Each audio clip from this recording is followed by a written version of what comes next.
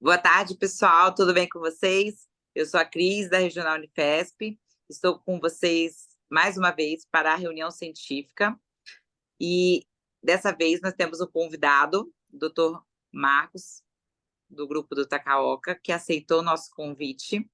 E ele vai falar um pouquinho para a gente sobre cobrança de honorários. Mas não, eu coloquei o tema como na anestesia regional, mas o ideal seria nos bloqueios regionais guiados por ultrassom. Vou passar a palavra para ele. Em primeiro lugar, gostaria de agradecer a disponibilidade, a aceitação do convite, e eu agradeço em nome do grupo e do departamento da anestesia da escola. Dr. Marcos. Bom, obrigado, Cris, pelo convite. Para mim é um prazer estar aqui falando desse tema, que é um tema que a gente quase nunca para falar a respeito, né? Então acaba ficando meio. Então vai ser uma aula interessante aí de passar. Com certeza, Posso muito obrigada. já? Posso compartilhar? Pode sim. Beleza. Vou compartilhar minha tela então. Vamos lá, vou colocar aqui.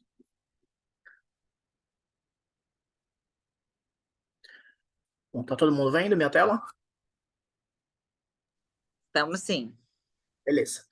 Bom, então o tema da aula que ficou para a gente conversar é justamente se há espaço para cobrança de honorários, aqui no caso NC regional, no caso também focado em ultrassom, mas eu vou comentar um pouco também no escopo geral da NC regional como um todo, inclusive do neuroeixo também.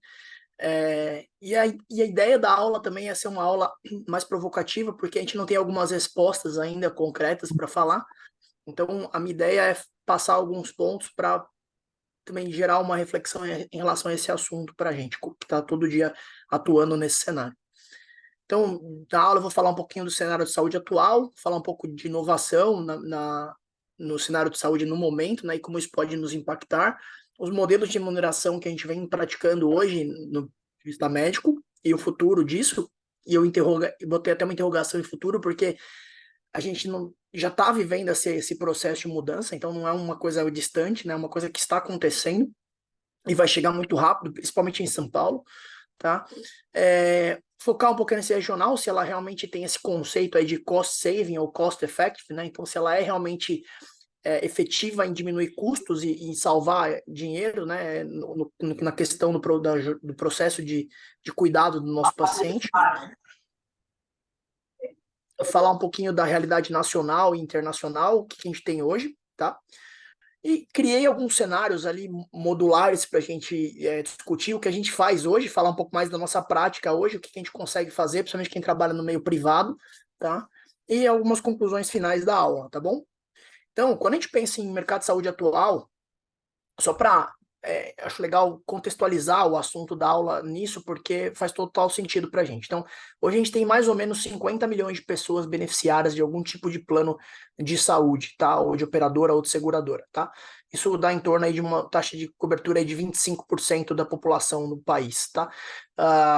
Parece bastante, né? Quando a gente olha o número absoluto, um quarto aí da população do país tendo algum tipo de cobertura, mas quando a gente fragmenta isso em diversos tipos de saúde suplementar, aí, de planos individuais, coletivos e, e desses coletivos, a gente começa a perceber que 80% disso é coletivo, e desses 80%, quase 2/3, aí 70% é empresarial. Então, são pessoas que estão em regime trabalhista, em alguma empresa, e tem um plano devido à parte de empresa. Então, quando a gente tem aumento do desemprego e crises econômicas no país, a gente acaba diminuindo a quantidade de pessoas que têm acesso à saúde suplementar. Então, isso é o primeiro ponto. Então, quando a gente olha isso do ponto de vista analisando o país do tamanho do nosso, né, é muito poucas pessoas que têm realmente esse acesso com qualidade, com segurança, né? Quando a gente olha os hospitais, né, se a gente pegar aqui um dado de 2022, ainda tem um tempinho aí, já uns 2 anos de déficit aí de tempo, mas a gente tinha uma quantidade de leitos ali de 1,99 para cada 1.000 habitantes, sendo que em 2010 a gente tinha 2,23, ou seja, caiu o número de leitos hospitalares por 1.000 habitantes no país. Então, quando a gente acha que tem muito hospital, na verdade a gente está faltando hospital. A OMS recomenda aí, globalmente tem uma média de 3,2 para cada 1.000, né? Não é uma recomendação, mas ela estima que seja um número mais adequado. Então, falta hospital no Brasil. Lógico que a gente tem concentrações diferentes em determinados estados, mas no geral a gente tem déficit de lugares para para os nossos pacientes.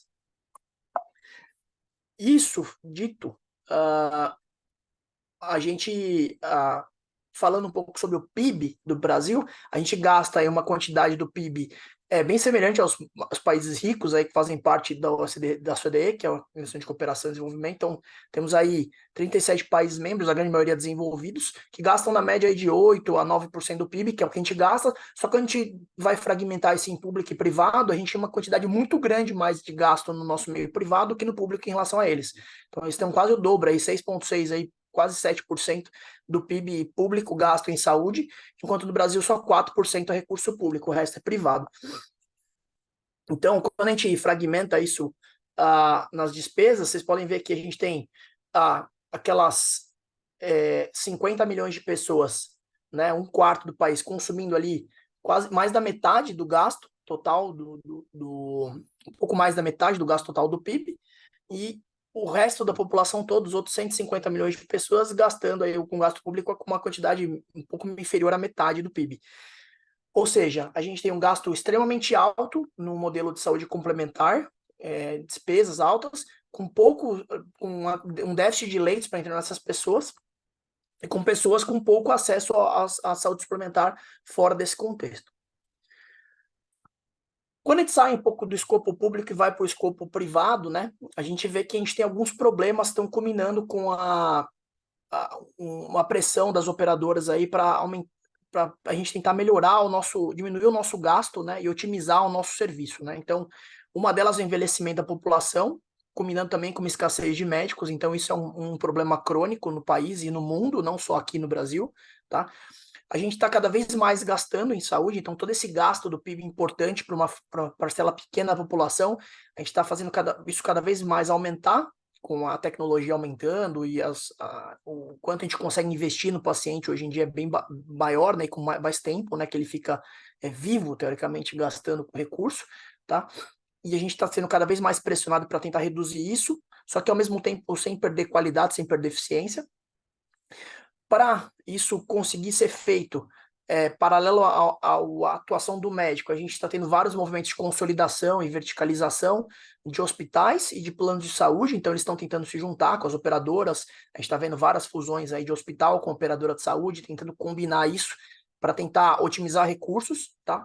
Associado a isso, as tecnologias estão vindo com tudo também para tentar metrificar melhor onde que a gente consegue economizar e onde consegue gerar redução de custos, só que sem perder qualidade e eficiência, tá?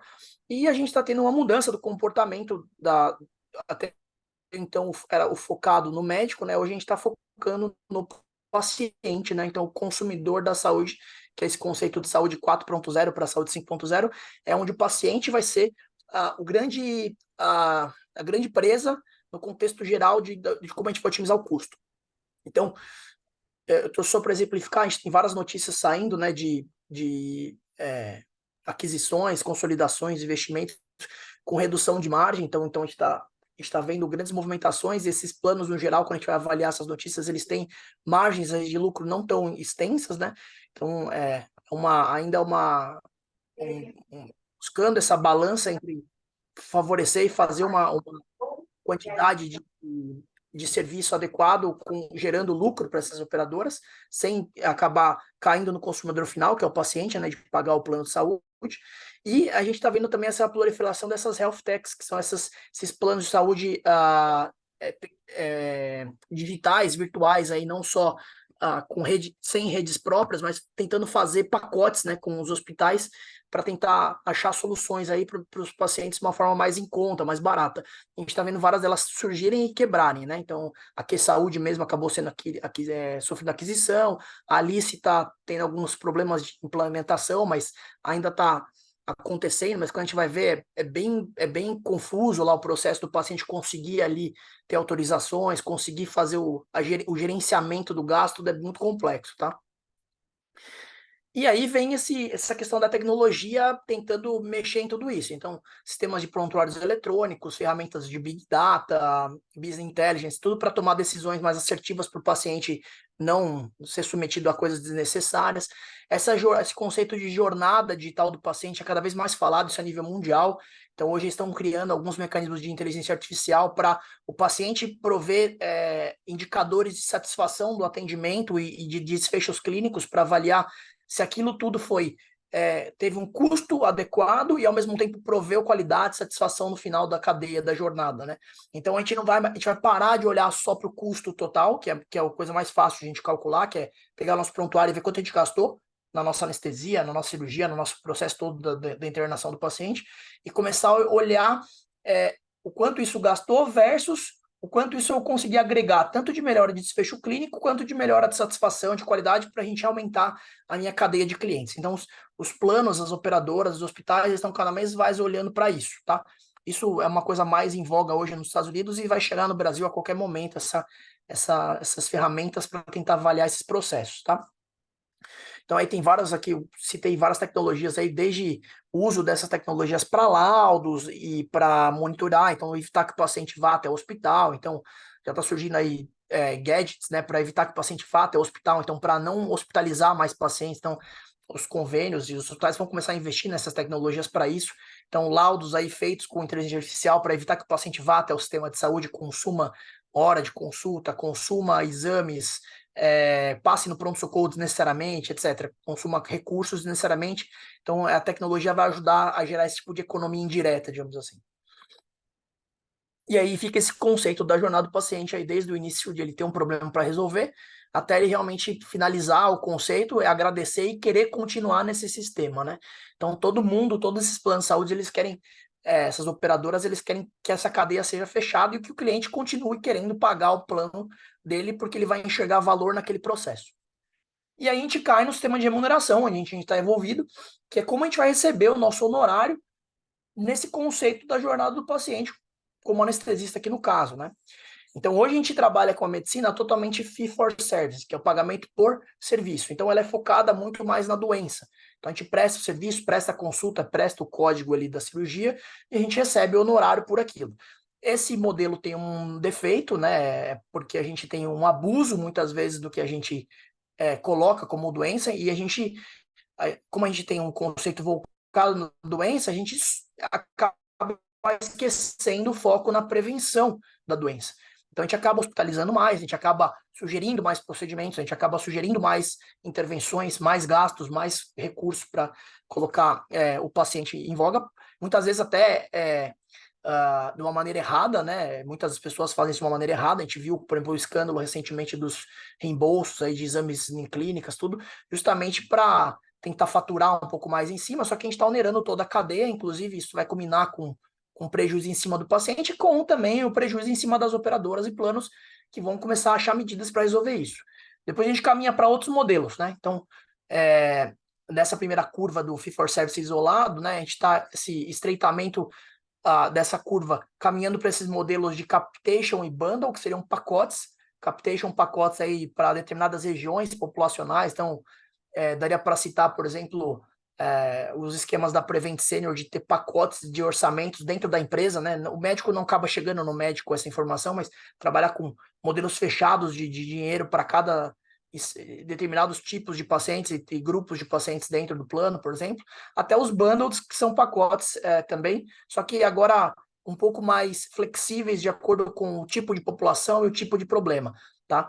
Então, a gente está tendo diversos modelos surgindo, e são alguns deles, tem milhares, se vocês usarem na internet modelos de remuneração no sistema de saúde, são ver milhares de tipos de modelos, alguns modelos de gasto compartilhado. Agora, tudo isso vai culminar com esse crescimento dessa segunda turma, dessa segunda curva que eu estava falando, que é esse VBHC, seria a medicina baseada em valor. Então, a gente tem que gerar valor no nosso paciente, ao mesmo tempo a gente tem que gerar diminuição de custo. E como que a gente vai fazer isso? Muito provavelmente, eu não tenho essa resposta para dar para vocês, mas muito provavelmente a gente vai chegar a isso quando a gente começar a olhar para o médico. Então a gente vai ter que fazer todos esses processos de acompanhamento e medição de indicadores durante a jornada do paciente e depois, então, satisfação do paciente, satisfação da jornada, custos em geral baixo, e ver onde que o médico atuou nisso tudo.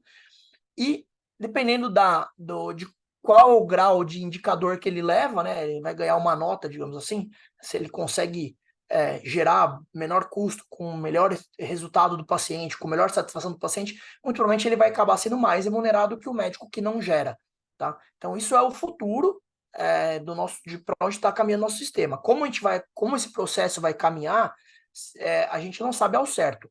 O que parece é que todos esses modelos eles vão estar meio, eles não vão ser um ou outro, né? Eles vão ser meio associados. Então a gente vai ter medidas de indicadores misturados com o fee for service no meio, é, com um bundles geral, só que com algumas variações, algumas flexibilizações baseados nesses índices. Então a gente vai ter um mix de coisas aí nesse processo de como remunerar nosso médico.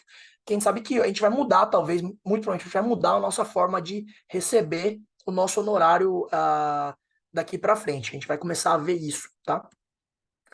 E se a gente acha que isso é muito futurístico, se a gente olha outros países, né? Então eu trouxe aqui esse gráfico que mostra um pouquinho ali do Brasil versus alguns outros países desses mais desenvolvidos, a gente vê que alguns deles já estão trabalhando nesses modelos. Então, se a gente tem, por exemplo, esses países mais evoluídos mostrando os indicadores que eles conseguem calcular, então o Canadá que já tendo plataformas para calcular os custos, procedimentos no cenário público, então eles fazem uma auditoria crua de todos os gastos dentro do cenário público lá, que é o principal, né? Indicadores ali de admissão, tempo de espera, mortalidade, a gente tem tudo. A gente tem no Brasil só, às vezes, medições de mortalidade, que é uma coisa que não tem muita granularidade para estabelecimento, porque muda muito, a gente não tem um corpo fechado, né? A gente tem variações de acordo com os hospitais, tá? A gente tem ali recursos, cálculos ali para número de leitos em instituição de longa permanência para idosos, indicadores de end of life care, então eles têm muitas coisas à frente da nossa que a gente ainda vai precisar atualizar muito no Brasil e melhorar para gerir melhor esse recurso que a gente tem das operadoras para os pacientes, tá? Quando a gente fala de anestesia regional, e aí a gente entra muito naquele cenário que a gente sempre fala nas aulas, né? Putz, minha anestesia regional ela vai diminuir custos, né? Porque eu vou evitar que o meu paciente vá para a UTI, eu vou diminuir de admissões por dor, tempo de permanência hospitalar, mobilização, redução de náusea e vômito, menor uso de opioides, efeitos colaterais dos opioides. Muitas vezes eles têm todos esses benefícios, mas a gente não tem nada, muito pouca coisa medindo se isso realmente é custo efetivo ou custo economizador, digamos assim, né? Será que a gente economiza dinheiro quando a gente põe nesse regional, no contexto do nosso paciente, para a jornada do meu paciente? Isso nem sempre é uma resposta, tá? Esse é um editorial que saiu no Journal of Cardiothoracic, agora, recente, tá?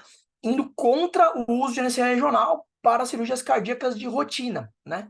Então, é interessante ver esse editorial, porque eles, na verdade, eles se baseiam no tempo de sala cirúrgica que você gasta para fazer o bloqueio, os minutos a mais que aumenta do tempo de anestesia e quanto em dólares é cada minuto a mais de sala parada para não rodar. Então tem muita gente que às vezes vai fazer fellow no Canadá, por exemplo, que eu achei interessante, que eu conversei com um colega, falou que foi para lá fazer um fellow em cardíaco e viu que os pacientes não faziam anestesia regional.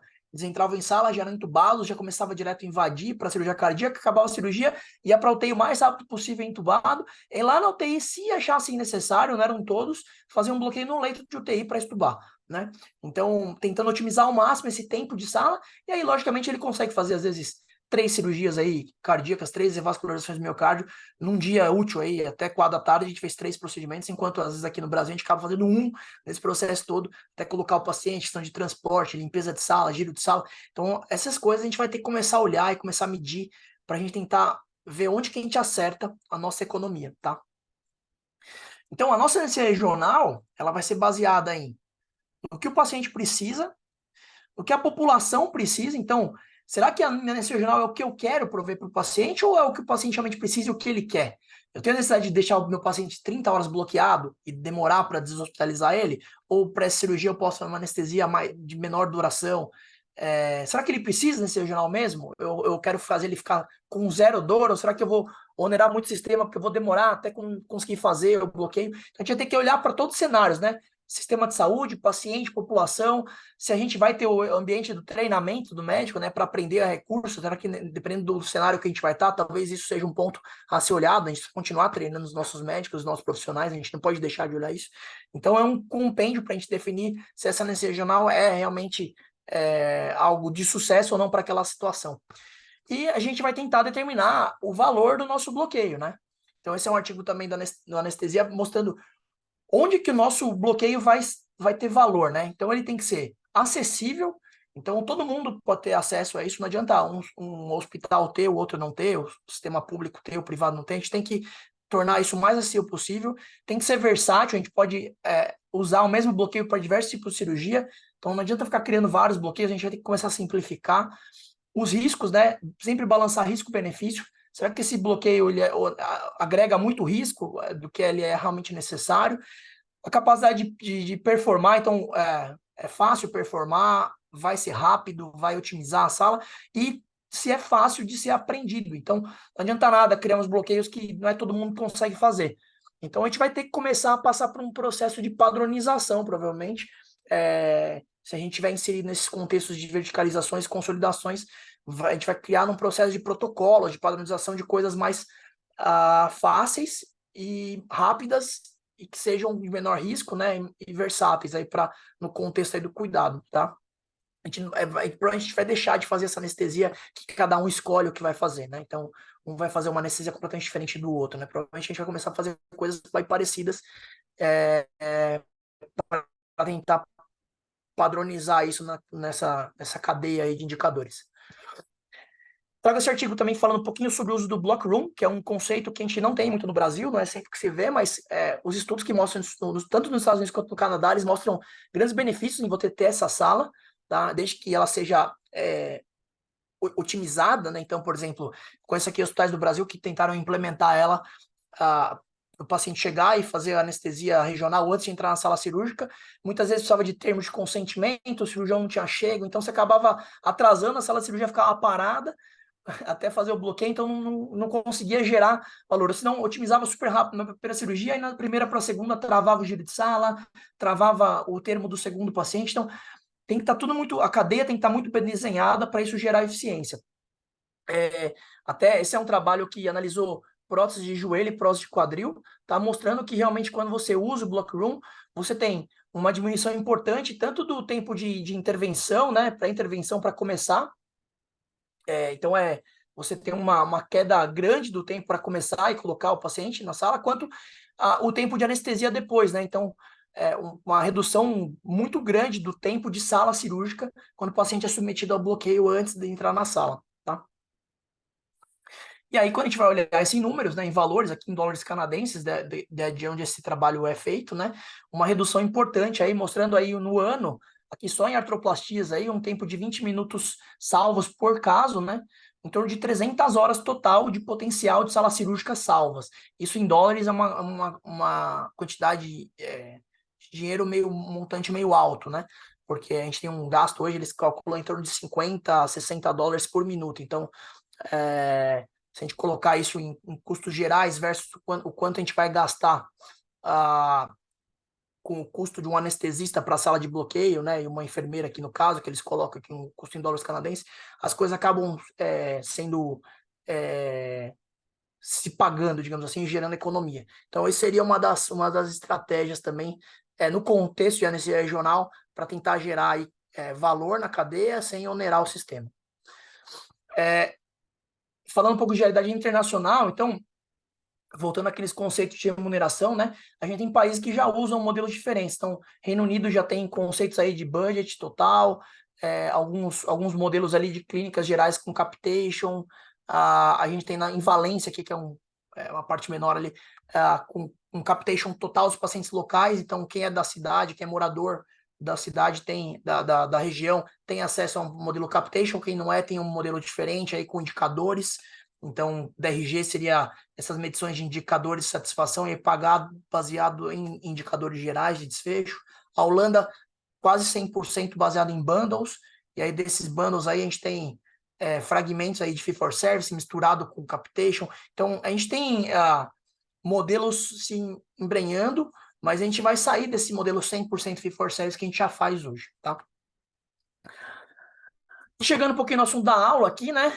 Não quero estender muito, mas hoje no Brasil a gente coloca a anestesia regional e o bloqueio, né, que a gente faz guiado por ultrassom dentro do total ali do nosso pacote fee for service, então está embutido no nosso valor da anestesia. no geral, inclusive no modelo particular. Então, a gente vai fazer uma anestesia particular e a gente ganha um honorário fechado por tudo, né? Pela anestesia geral. Se eu fizer ou não anestesia regional, eu vou ganhar o mesmo valor. Então, a gente faz, às vezes, para agregar valor no nosso paciente sem ser remunerado a mais por isso, né? No geral, é isso que acontece, tá? O conceito de Block Room ainda não está bem estabelecido aqui no Brasil, a gente já tentou fazer isso. O legal do Block Room é que é um segundo anestesista, então a gente teria 2 honorários, teoricamente. Então, o anestesista que vai fazer o bloqueio deveria cobrar um honorário, e o anestesista anestesia na sala deveria cobrar outro, tá? Não necessariamente fragmentar um honorário só, tá? A cobrança no dia seguinte ainda é algo duvidoso, se a gente faz isso de uma maneira rotineira. Eu vou mostrar o que a gente faz hoje. A gente consegue fazer algumas cobranças dependendo da situação. E os códigos que a gente usa para cobrar nos conceitos aí das operadoras de reembolso. Eu não vou falar muito do conceito particular, porque no particular vai ficar muito individual de cada um entrar numa decisão com o cirurgião se aquela anestesia que você faz realmente é diferente e merece ter uma remuneração melhor, né? No intraoperatório. Mas no pós a gente consegue trabalhar com algumas medidas, tá? Bom, o que a gente pode fazer? Eu separei algumas coisas que a gente faz hoje de rotina para ilustrar o contexto da aula hoje que a gente está fazendo. O que a gente está fazendo no Fee for Service hoje. Só que lembrando que, apesar de parecer um Fee for Service puro, a gente está agregando coisas que na cadeia geral do meu paciente vão gerar valor, tá? Se a gente está sendo custo efetivo ou não, eu não tenho essa resposta, a gente não tem indicadores para medir isso. Mas com certeza a gente sabe os benefícios nos nossos bloqueios dos nossos pacientes. Tá? Então, no intraoperatório, a gente tem um código que é passagem de catéter peridural ou perineural. Então, esse código, a gente pode cobrar do nosso paciente, se a gente for passar um catéter de peridural no nosso paciente. Tá? E lógico que a gente extrapola para o perineural. A gente não tem um código específico para perineural, mas onde quando a gente passa um catéter num plexo, num nervo, a gente pode tentar cobrar esse código, uma passagem de catéter, entre aspas, perineural. Tá? Só que para cobrar, eu vou ter que ou adicionar esse código na hora da cirurgia, ou o paciente, ou o cirurgião vai ter que pedir esse código na prévia dele de reembolso, ou na hora de comprar do convênio, colocar esse código para cobrar o honorário. Outro código que a gente consegue cobrar no intraoperatório é o bloqueio de nervo periférico, tá? E também é uma coisa que acontece hoje, o que está acontecendo muito. Eu vou mostrar isso para vocês com exemplo prático. O cirurgião acaba colocando isso nos códigos dele. E aí, muitas vezes esse código vem pago pelo convênio, se é reembolso, ele já vem fragmentado, então esse código ele vem fragmentado em cirurgião, anestesista, instrumentador, quebrado, ou às vezes no convênio, o convênio às vezes acaba apagando, né, paga no valor total da cirurgia, e muitas vezes o anestesista acaba não recebendo esse honorário, digamos assim, no pagamento convênio não vem para o anestesista, né? Tem convênio que não contempla anestesista dentro de um código, às vezes contempla só cirurgião, tá? E muitas vezes é um código de um procedimento que nós fizemos, tá? Pós-operatório, o que a gente pode fazer no pós? A gente pode tentar cobrar visita hospitalar, se a gente for fazer uma visita desse paciente no contexto de dor, por exemplo. A gente tem algumas regras hoje da MB falando que a gente até 10 dias estaria incluído a visita no pacote do paciente, né? Mas tem convênios que pagam o honorário mesmo assim, aí vai de acordo com da sua conversa com as operadoras, então a gente tentar chegar em pacotes. As associações dos hospitais, alguns grandes grupos aí de São Paulo têm acordos com as operadoras para tentar cobrar essa maneira adequada. Tem código de analgesia por dia subsequente, então pacientes que estão em uso de PCA venosa, por exemplo. Acompanhamento de catéter peridural ou perineural, então tem um código disso, então pacientes que estão com catéter no plexo ou catéter faciais, a gente pode tentar cobrar esse código. Instalação de bomba para dor aguda em pacientes que a gente vai colocar PCA, sejam elas de neuroeixo ou sejam elas bombas de infusão contínua em catéteres perineurais também, a gente pode tentar cobrar esse código, alguns convênios eles pagam também. E o código de bloqueio do nervo periférico, no cenário que às vezes ele não já foi cobrado, talvez no intraoperatório, a gente pode tentar cobrar de novo, ou que ele não foi cobrado, a gente pode tentar cobrar no dia seguinte, referente ao procedimento que a gente fez, desde que a gente emita um relatório e tudo, falando do bloqueio realizado em sala. A gente pode tentar fazer essa cobrança, às vezes, no dia seguinte. Então, a gente não tem um pagamento constante disso, mas são estratégias que a gente usa para otimizar o honorário em cima daquela nossa medida diferente. Então, cenário 1, então, convênios, né? Então, o que a gente pode fazer? A gente tem, isso aqui eu trouxe como exemplo, né? Então, são acordos com alguns convênios que a gente tem, então, Sul América, Porto, CESP, valores aí, os que estão em branco são coisas que o convênio não paga, mas vejam que eles pagam alguns honorários pequenos, então a gente pode colocar, dependendo do convênio, tem honorários até melhores, né?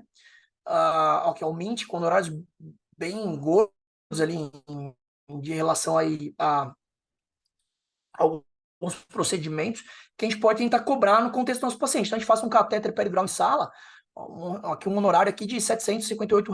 Então, bem interessante aí no contexto para quem trabalha no mercado privado, né? Aqui é um modelo de um hospital que a gente tem, que a gente trabalha aqui na cidade de São Paulo, então a gente consegue lançar essas cobranças, mesmo que o paciente não tenha esses códigos autorizados pelo convênio, a gente pode lançar isso na prescrição do paciente, e aí o próprio hospital, a gente usa a associação do hospital para cobrança, e ele vai atrás da operadora para tentar cobrar esse código. Alguns pacientes vão pagar, outros não. Então a gente tem analgesias aí no dia seguinte, a gente pode colocar esses códigos, ou mesmo durante a cirurgia, né? Então, bloqueio peridural ou subaracnoide, a gente vai fazer uma anestesia ali e pode cobrar, bloqueio de nervo periférico, etc, né? Colocação de ponto de PCA, a gente pode cobrar esses códigos aí e lançar no sistema. No reembolso, o que acontece? O reembolso é um problema, por quê?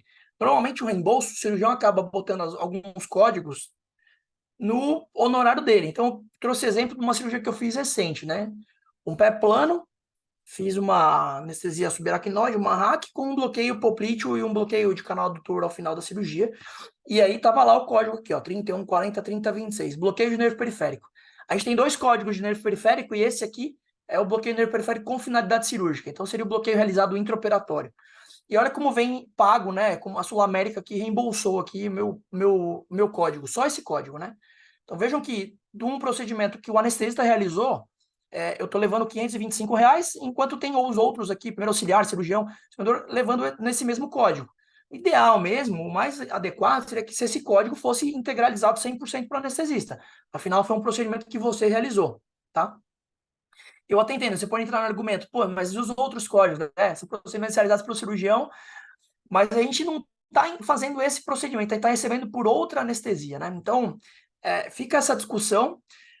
Os ortopedistas, muitos já estão colocando esse código do bloqueio de nervo periférico durante a cirurgia, mas muitos outros cirurgiões não desconhecem isso. Então, a gente pode começar a otimizar isso em cirurgias que têm outros bloqueios faciais, como bloqueio de parede torácica, abdominal, membro superior, e colocar e cobrar esse código, ou orientar o nosso cirurgião a pedir no reembolso esse código e nos pagar e nos repassar, já que não é a gente que faz normalmente esse pedido de prévia, né? E alguns convênios não pagam anestesista nesse código. Então, às vezes, ele pede esse código, vem lá o honorário para o cirurgião e não vem para o anestesista. Então, você não ganha o honorário do reembolso de um procedimento que você realizou. Então, tem muitas coisas que a gente pode tentar conversar e mudar nisso. A gente vai ter que andar em conjunto com o cirurgião muitas vezes. Então, o reembolso ideal seria ele pedir todos os códigos já na prévia. Então, ele já sabendo que o paciente vai precisar de PCA, de catéter peridural ou perineural, bloqueio nervo-periférico, ele já pediria tudo na prévia para a gente já saber os valores que vai pagar na prévia e emitir a nota para o paciente. Muitas vezes, quando o cirurgião não pede, tá? E a gente vai chegar para o paciente depois no final e solicitar às cegas, a gente tem que dar a nota fiscal para o paciente primeiro, para ele depois ir atrás do reembolso. E muitas vezes o paciente não quer correr o risco de ele pagar um valor, né? Emitir uma nota e depois não ter o reembolso adequado daquele valor. Então, ter esses honorários prévios, sabidamente já na prévia inicial, pré-cirúrgica, já é ideal, inclusive para esse contexto pós-operatório também, para a gente fazer da forma reembolso. Lógico que no cenário que a gente tem uma cirurgia particular, se o paciente fez um honorário particular, mas está internado pelo convênio, todas essas outras medidas a gente pode tentar cobrar do convênio, porque a gente está falando de um cuidado pós-operatório, não do cuidado intraoperatório, tá? Para não mesclar os honorários. Então, de conclusões da minha aula, eu queria falar que, primeiro, o Fee-for-Value não vai anular esse modelo que a gente está falando aqui do Fee-for-Service, eles vão ser complementares, a gente vai tentar chegar num consenso, a gente vai ver essas mudanças no mercado de saúde a partir de agora, tá? A gente vai ter que controlar custos, rentabilidade, desempenho, mas a gente vai ter que fazer isso de uma maneira de conta limpa, lógico, sem coisas abusivas, mas cobrando exatamente o que a gente fez, tá? Então, a gente vai ter que agregar valor, a gente não está cobrando nada mais do que a gente está fazendo, a gente está cobrando o que a gente está fazendo, só está discriminando para o procedimento, tá? Saber que não tem nenhuma bala de fluir nesse sistema, a tecnologia vai nos ajudar muito nisso, e o modelo de remuneração vai ter que ser transparente, consensual, então a gente tem que saber que o cirurgião tem que estar junto com a gente nesse modelo de cobrança, entender os mecanismos, trabalhar em conjunto, não dá para o cirurgião querer pegar o honorário do anestesista e vice-versa. Tá? O paciente tem que estar ciente desse processo, dos modelos que a gente usa para cobrar. Tem que ser previsível. Então, o ideal é a gente tentar entrar em acordo com as operadoras, que a gente já sabe que a operadora vai pagar e quanto ela vai pagar, que são aquelas tabelas que eu mostrei. Aí, baseado nisso, fica mais fácil a gente fazer cobranças do convênio, pedir só exatamente o que a gente já sabe que vai pagar, o que está no nosso contrato. Na hora de pedir reembolso, saber exatamente o valor, para o paciente não ter problema de nota fiscal. Então, a gente vai ter que... por isso que é interessante para quem faz freelancer, por exemplo, e é individual, né, não trabalha em grupos, não tem contratos com operadoras, não é cadastrado, e usa essas associações de alguns hospitais privados para fazer as cobranças, né? Vale a pena entender os modelos, o que eles têm de contrato, o que eles conseguem cobrar, para vocês trabalharem isso e tentar otimizar o seu honorário, tá? Então, é isso que eu queria falar hoje. Aproveitando o momento merchan aí também, que a Cris deixou em aberto, eu queria falar da Tacalca Ensino, que é uma plataforma de cursos que a gente está fazendo na Tacalca Anestesia. Tá? Segue aí o site e o Instagram da plataforma. A gente vai ter um workshop de eco e monitorização hemodinâmica, que é um dos cursos que a gente mais está atuando hoje no grupo. A gente vai ter uma edição agora no final de outubro, uma turma no sábado, uma no domingo. Então, quem tiver interesse, é só entrar no site, lá no nosso Instagram, ou mandar mensagem para mim também, e-mail, que eu com prazer vou responder, tá bom? Obrigado, pessoal. Oi, Marcos. Nossa, muito obrigada. Adorei a Passei aula. do tempo. A sua aula é extremamente objetiva, né? Eu gosto da parte que você detalha, porque às vezes, assim, a gente acha que o paciente não entende, mas o que eu vejo é que a maioria dos anestesistas também não entende como como são feitas essas cobranças. E vou até mais longe.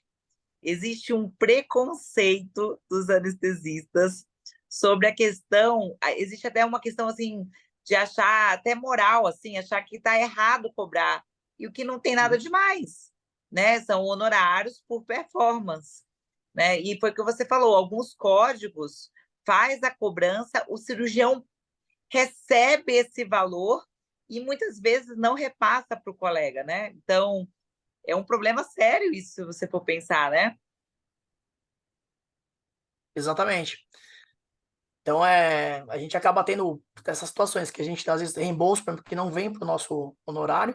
Então, a gente acaba não ganhando uma coisa que a gente fez, ou mesmo quando a gente deixa de cobrar, né? Então, a gente pode tentar cobrar. Se a operadora não pagar, tudo bem, tranquilo. Mas a gente pode tentar.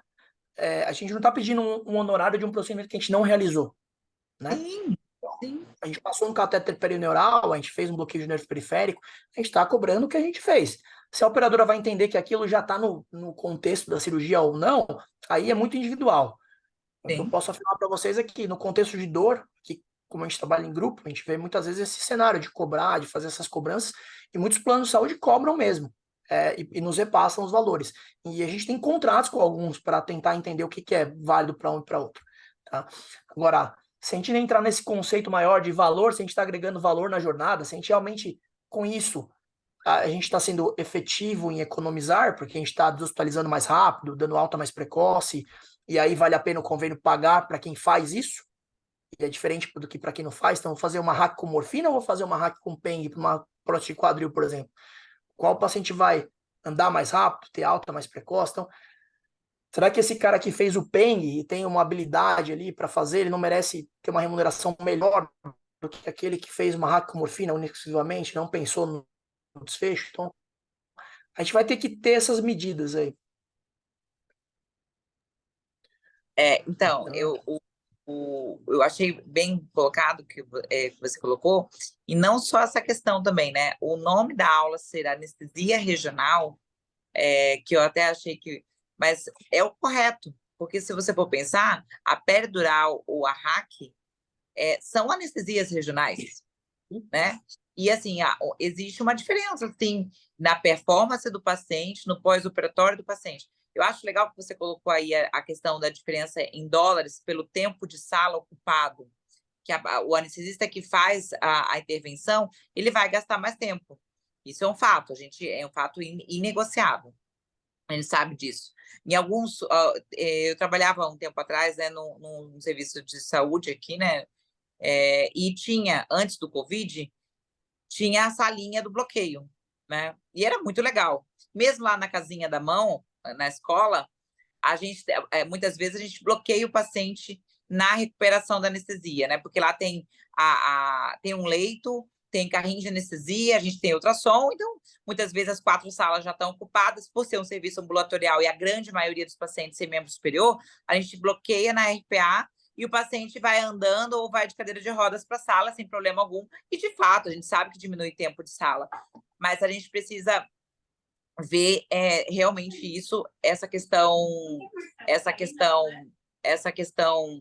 do custo e do benefício para o paciente. Porque se você for pensar em outros países, o exemplo que você colocou da prótese de quadril, ela é ambulatorial. É uma coisa, para a gente, é bom colocar essa questão cultural também, né?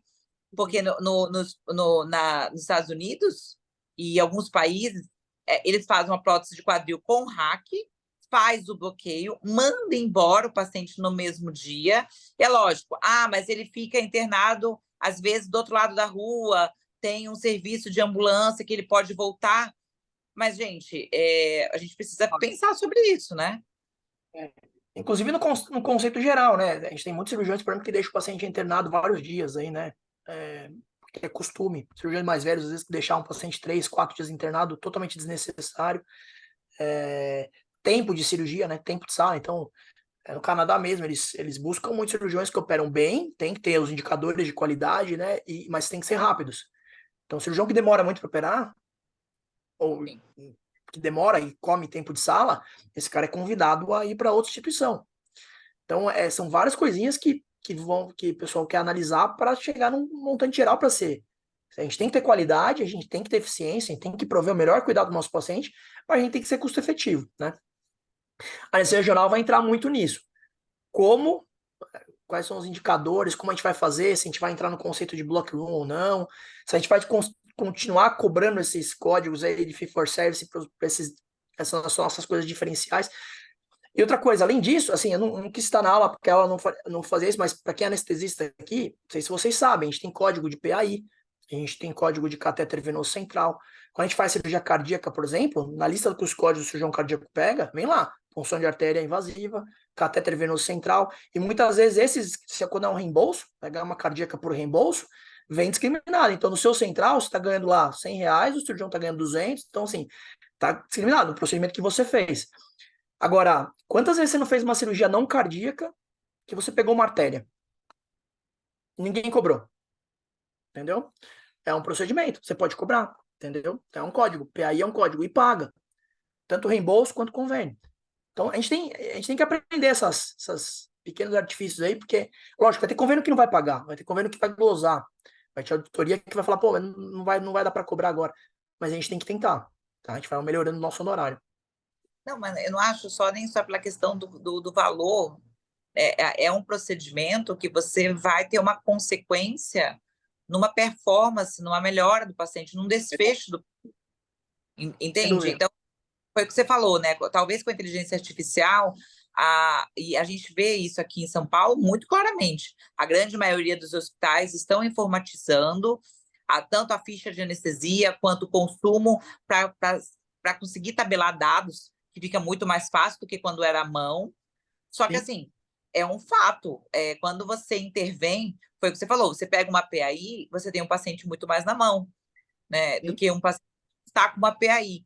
Então, assim, é um custo? Mas às vezes esse custo ele vai mudar um desfecho que vai Não. para a saúde e a questão também de custos também da despesa do hospital, a questão de saúde desse doente. É lógico, nesse momento, em 2023, a gente não tem esses dados nem no Brasil e poucos ainda fora, né? A gente não consegue tabelar, mas de forma clínica, pela nossa experiência, a gente vê isso, né? Um paciente que foi mais bem assistido, igual você falou, né, no conceito da jornada, durante, eles geralmente performam melhor. E foi muito bem colocado que você colocou da questão cultural. Então, assim, já teve mais de um cirurgião que falou para mim, falou assim, Cris, 2 cirurgiões de quadril falaram para mim que tinham feito fellow nos Estados Unidos, voltaram, tentaram convencer seus pacientes, não conseguem convencer de que pode dar uma alta precoce. Entende? Então, existe uma questão cultural. E outra coisa, o paciente fala assim, o meu convênio me dá direito a 3 diárias no Einstein. Estou dando um exemplo. E ele fala, não, eu quero ficar 3 diárias lá, meu convênio me dá direito. Então, tem essa questão cultural também muito forte no nosso país. A gente tem que colocar isso também, né? Exatamente. Total sentido isso. A questão cultural é muito forte. Gente, eu vou deixar aqui, a gente ficou falando. Alguém tem alguma pergunta que eu não coloquei? Alguém tem alguma pergunta, dúvidas, elogios? Quer jogar tomate no Marcos? Ficar todo mundo quietinho, sempre assim. São poucos os que se manifestam, né? Mas aqui, Arthur, excelente. O Arthur comentário. Eu realmente adorei. Aliás, eu adorei quando eu assisti essa aula a primeira vez. Que no Congresso não dá para falar tão a fundo, né? Valores em reais e como faz, né? Falei uma coisa mais filosófica, né? Aqui eu já joguei mais a lenha na fogueira. Se algum cirurgião ver essa aula, o cara vai querer me matar. Mas, o Marcos, eu vou te falar, e eles assistem, você acredita? Eles assistem. Mas é uma coisa a se pensar, né? Porque assim, essa questão do código bloqueio periférico, cirurgião amigo meu, eu já falei, pô, mas esse código, eu falei, cara, eu nunca pedia, mas aí todo mundo, meus amigos aí começaram a falar, meu, pede esse código, porque dá incremento. E realmente tem convênios, pega o Moment, por exemplo, incrementa mais de 1.000 e poucos reais o honorário, né? Um código. A Sul América ali, como eu mostrei, R$ 1.500 um bloqueio. Um código de bloqueio periférico por R$ 1.500 no honorário de reembolso. Isso aí, muitas vezes, pô, é uma baita diferença, entendeu? Dependendo do reembolso total. E aí, o cirurgião não pedia, ninguém cobrava, aí começou a pôr. Não é culpa dele, entendeu?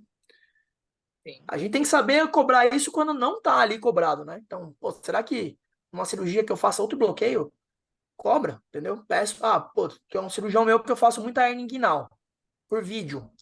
Mas muitas vezes ele pede para associar um inguinal hipogástrico, mesmo uma cirurgia feita por vídeo.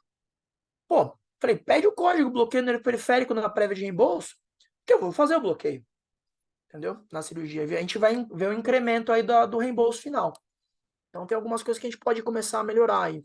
Não, até a gente chegar no modelo final mais evoluído, né? Talvez de pacote, né? Então, o anestesista que realmente é proficiente em ultrassom, ele faz bloqueios, ele tem melhor... Esse ganha mais, independente, não precisa cobrar código mais. Talvez a gente caminhe para isso, procedimentos por procedimento, né? Talvez a gente chegue num modelo mais evoluído. Mas eu não acho, pelo contrário, eu acho que a gente tem que conversar sobre isso sim, porque não pode ser um tabu. Alguém colocou aqui, eu tenho um iPhone que eu não sei qual é o nome da pessoa, mas parabéns, que legal, a pessoa colocou, parabéns, muito elucidativa. E é verdade, porque às vezes você falar de cobrança, tem pessoas que se sentem até magoadas, né? E não pode ser um tabu, gente. Houve um trabalho, houve uma prestação de serviço, e às vezes uma prestação de serviço diferenciada que mudou o desfecho. Então, eu acho que as pessoas têm que ter mais liberdade até de conversar sobre isso, né? Alguém vai comentar mais? Não, Marcos, muito obrigada, não só pela aula, mas por você ter colocado de forma bem clara. Você foi aqui até mais aberto do que no Congresso, que eu assisti a sua aula no Congresso. E muito obrigada, tenho certeza que vai ajudar muito os colegas. E eu espero que as pessoas abram suas cabeças e recebam de forma justa pelo seu desempenho. Eu agradeço o convite, Cris. Obrigado, viu? Bom, imagina. E aí, galera, se o pessoal tiver dúvidas, o Dr. Marcos, ele é corresponsável pelo CT lá do Hospital Albert Einstein, e ele tem o curso dele, como ele colocou no último slide. Mandem e-mails para ele, tirem dúvidas, tá bom? Muito obrigada a todos, em especial ao Dr. Marcos, tá bom? Tchau, gente. Até mais. Valeu. Tchau, Tchau, tchau. tchau.